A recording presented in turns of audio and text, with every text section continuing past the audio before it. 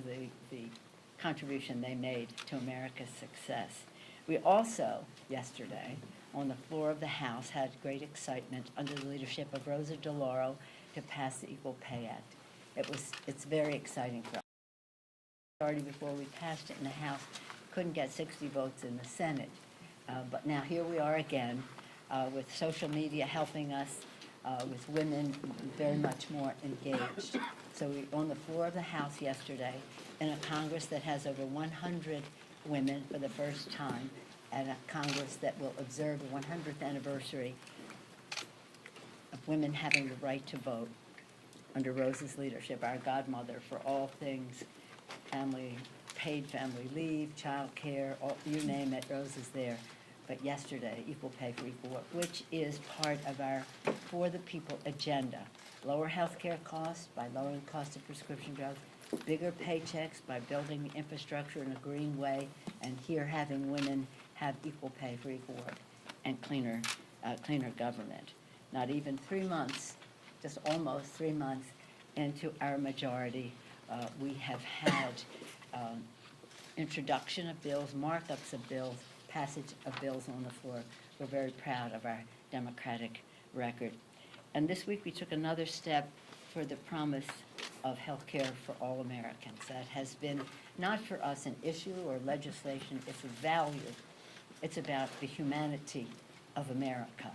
And it is led by our committee chairs, our 3 chairs, whom some of you saw introduce the bills earlier this week. Ways and Means, Richie Neal, Education and Work and Labor, Bobby Scott, and Energy and Commerce, a big chunk of it, with Frank Pallone. Some of that legislation was marked up in committee yesterday. But led by our freshmen and the committee chairs, we introduced, this is a long title, Protecting Pre-Existing Conditions and Making Healthcare More Affordable Act. Very descriptive of our purpose. Strengthens protections with people with pre-existing conditions by stopping insurance companies from swindling families with their junk plans, which the administration thinks is a good idea. Reverses GOP sabotage that neatly spiked premiums and left more people uninsured, and takes new action to lower health care premiums by increasing subsidies and raising the threshold for eligibility for those subsidies. According to the Center for Budget and Policy Priorities, our bill would reduce premiums for more than 13 million Americans. Unfortunately, in stark contrast, the Trump administration radically expanded its war on America's health care this week. Hard to explain, but who knows? Asking the court to strike down every last provision of the Affordable Care Act, striking down protections against pre-existing conditions, striking down bans on lifetime limit and annual limits, striking down the Medicaid expansion, striking down tax subsidies that make health care affordable and for more, and all would be ended if the president gets his way. We will fight that. We'll fight that in the Congress. We'll fight it in the court. And we'll fight it in the court of public opinion, as I'm fond of saying. We stand ready to make health care better, to reach our goal of ever-expanding access to many more people, better quality, more affordable health care. That's why we called it the Affordable Care Act way back when we passed it. It didn't have a gimmicky name. It just had a factual name, affordable. And that means accessible as well. This week, we're happy to have Democrats honor the promise of For the People when we took bold action on climate crisis, but we talked about building infrastructure of America in a green way. I do believe, as I said when I was speaker before and continue to say, the climate crisis is the existential threat of our time in terms of our priorities here. The climate issue is a jobs issue. America must be preeminent in the world in advancing green technology. It's a public health issue. It's about clean air, clean water, safety of our environment for our children. It's a national security issue, has been made clear by national security experts again and again and currently. And it's a moral issue, as we believe, as I do, that this is God's creation. We have a moral responsibility to be good stewards of it. But even if you don't share that view, I think we all agree that we have a moral responsibility to future generations to pass on this planet in a responsible way. Democrats, H.R. 9, the Climate Action Now, demands action demanding America keep up our Paris agreements and demanding a plan from the administration. Mr. President, don't walk away from the Paris Accord as you have said you would, and let's see what you have in mind instead. In coming weeks and months, our Select Committee on the Climate Crisis, headed by Kathy Castor, she's spectacular. She knows her subject. She has her enthusiasm for it. She's seen her community suffer from the consequences of climate change. She's been outstanding, and they've organized already. So they're going to have their first hearing next week. So stay tuned on there. But we've made it. When I had the speaker before, we had the Select Committee on Climate with Ed Markey chairing it. This time it's not only a Select Committee, but it is a Congress-wide agenda. Every chairman, look to your brief, see how you can, whether it's in building the infrastructure in a green way, or whether it is building broadband in our country so that communication is improved, and receiving people's suggestions about how, especially young people, about climate. So it is a caucus-wide effort for the people. What I wanted to say in closing is that what would be the proper adjective? Shameful, sad, irresponsible of the President of the United States and the Republicans on the Intelligence Committee to take the actions that they have. They're just plain afraid. They're afraid of the truth. They're afraid of competence. They're afraid of a leader who is recognized in our country for being calm, professional, patriotic. I'm so proud of the work of Chairman Adam Schiff, in stark contrast to the irresponsible, almost criminal behavior of the previous chair of the committee. So what is the president afraid of? Is he afraid of the truth? That he would go after a member, a chairman of a committee, a respected chairman of a committee in the Congress? I think they're just scaredy cats. They just don't know what to do, so they have to make an attack. They did the wrong thing. American people know that. It's their own insecurity, their own fear of the truth, their fear of the facts, and their fear of an effective, patriotic leader in his measured way is going to make sure the American people know the truth. Any questions? So, following up on that, Madam Speaker, in the last Congress, there was pressure put on the Republican leader of the committee to at least recuse, well, he decided to recuse himself from the Russia-related investigations. Do you foresee a reason for Chairman Schiff to have to do something similar under this kind of pressure? And then I got one other question. It's curious that, maybe since your birthday, they may allow you 2 questions. It's curious that you said he recused himself. He denies that he recused himself. He should have recused himself. He gave you the impression that he recused himself, but he never did. He acted in a very bad way. What's your next question? Well, Chairman Schiff and other committee chairmen have asked the Attorney General to release the full Mueller report by next Tuesday. Yes. If they don't, would you support subpoenaing the Justice Department for the whole report and all the underlying documents? I support my chairman. I'm very proud of the work of all 6 chairmen. You want me to name them? Adam Schiff, Elijah Cummings, Jerry Nadler, Maxine Waters, Richie Neal, and Ellis. Foreign Affairs has a piece of this, Elliot Engel, as well. And they all 6 have made that request. We'll see what their actions are. As you may know, I'm a big believer in the committee system here in the Congress. They take the first bite of this wormy apple, and I trust their judgment as to how we go forward.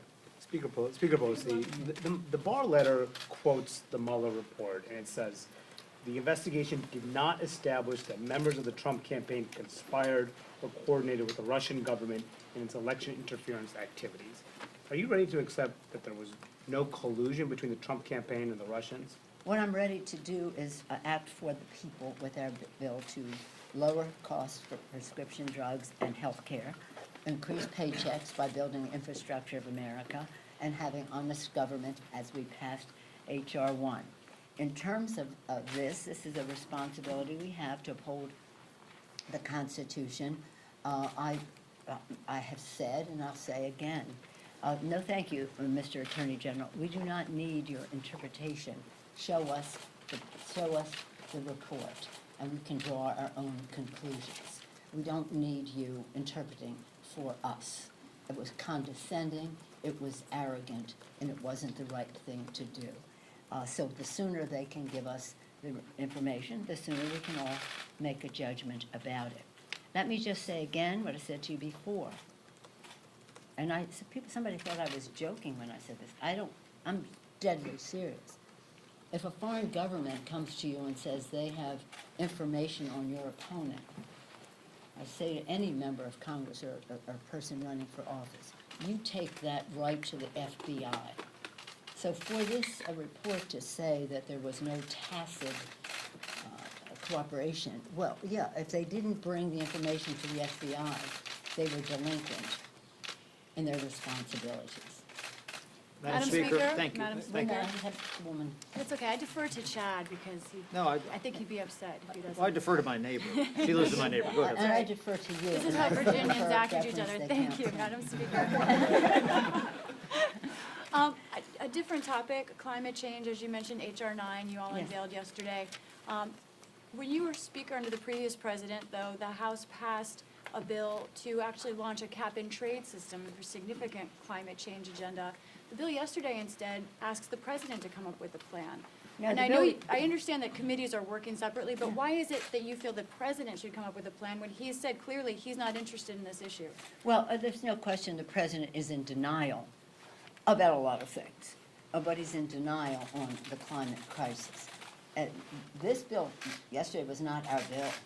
This bill is announcing the series, the continuation of the hearings that we're having on the climate crisis, whether we're dealing with it in terms of a public health issue, a national security issue, an economic issue to create jobs, or a moral issue to preserve the planet.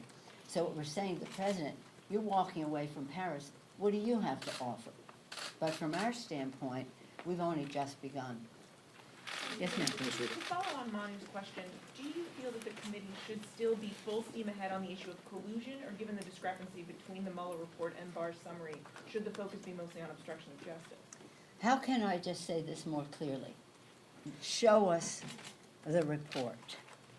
Show us the report. Now, it was interesting to see in one of the, as we frequently reference, Hill Rags, that Mueller has said, and I don't know if this is true, it just was the headline, that the grand juries are still continuing their work. But it's no use for us to have this discussion. We have to see the facts. We have to see what the report is. And we do not need an attorney general whose job interview was that the president is above the law, that doesn't think a president can be indicted, to be our interpreter of something that he should just show us. And again, I've made my statement on it. We are focused on meeting the needs of the American people in their lives, and that is not what the administration is doing. And you would think the Justice Department would be busy vetting the report so it could more quickly bring it to the public, in public view. Instead, what do?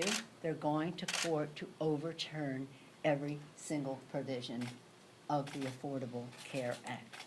Not a good use of their time. We'll see them in court. Madam Speaker, Yes, Chad? thank you. So you have taken impeachment off the table. Al Green and Rashida Tlaib last night, again, made a push. They said the president doesn't have to commit a crime to be doing this. I said, well, isn't there distance between those two members and the leadership, since you've taken it off the table? And they said, no, leadership always tells us to reflect our district. Do you think that they are reflecting their district? Is there distance between some of your members on impeachment and your position on impeachment right now? With all due respect to you, Chad, I don't think that's an important question. The important question is, when are we going to see the information? Now, some people have been asking for impeachment for a while. That doesn't impact my action. My action is, what we want to do here is to be transparent, so the American people have the facts and the truth. Show us the report. Secondly, and by the way, 80% plus of the American people say they want to see the report. 420 members of the House of Representatives, Democrats and Republicans, voted yes, show us the report. So that's what we want to see. What other things that are going on are interesting, but they're not dispositive of the course of action we take. Look to our 6 chairs and the direction they're going in. Now, on that score, in terms of all of that,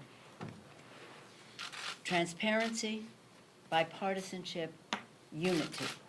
That's what we promised as we came in and how we did our For the People agenda, so the American people could see what the choices were legislatively.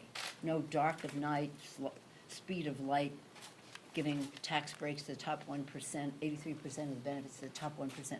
No. Let the public see what the choices are. Let's go through the committee process so they have time to make their judgment as to whether their interests are served or the special dark interests are served in our country. Transparency. Secondly, bipartisanship. On this vote, every single person voted. 4 abstained, but nobody voted no about releasing this report. And I do think, and I've said it, and I'll keep saying it, I think that impeachment is a very divisive issue in our country. And we shouldn't impeach a president because of a political reason, or we should not impeach a president if the evidence is there for impeachment. But that's not where we are. Okay. I think, just one more question. Yes, Can I ask about the Violence Against Women Act? Yes, please. It's coming up for the floor next week, and it looks like the NRA is going to oppose the bill. Yeah. What do you think that means for the fate of the law, and would Democrats be willing to take out the NRA-related provision in order to get this bill reauthorized? No, the bill is, as we will present it to the floor of the House. And what we're talking about is, let me just give you a little background on VAWA. This is something many of us were present at the birth of in the 90s. Joe Biden actually took the lead on this in that legislation.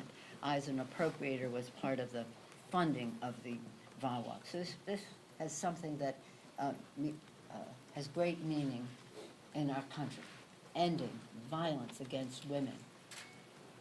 When we had, 5 years ago, the reauthorization of the bill, the Senate voted in a bipartisan way for VAWA.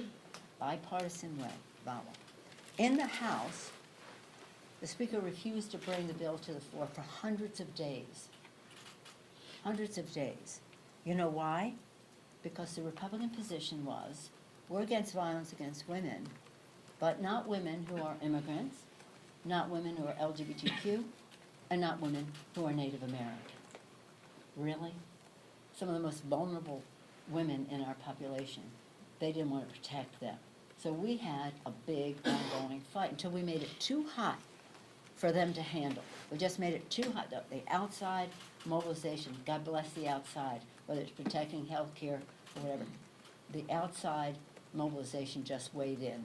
So that they finally agreed to bring both bills to the floor, the Senate bipartisan bill and their nasty anti-immigrant, anti-Native American, anti-LGBTQ women legislation. They thought that was a good idea. They voted for that overwhelmingly. We voted for the other bill. So here we are now, and some of the provisions of the VAWA bill relate to what do you call them, stalkers, having guns.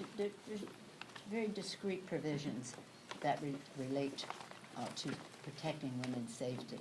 And they're against it. I don't see that it has that much impact on the passage of the bill in the House of Representatives. That's it. That was your last Those question. are Happy birthday. Thank too. you. Happy Thank you birthday. again. Are those your Golden State Warriors blue there? Where do you see what I have? For the finals or just the start of the playoffs? Where do you see what I have? It was a gift from my colleagues about the Golden State Warriors. For your birthday? It was a birthday present? No, it's just Okay. a friendship. All right. We will await that. Thank you.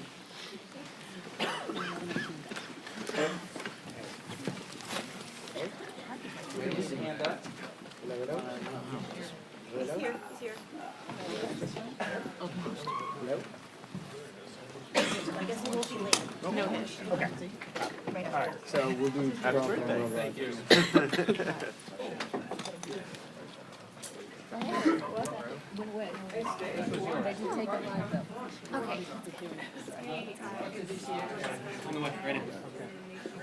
Oh, sorry.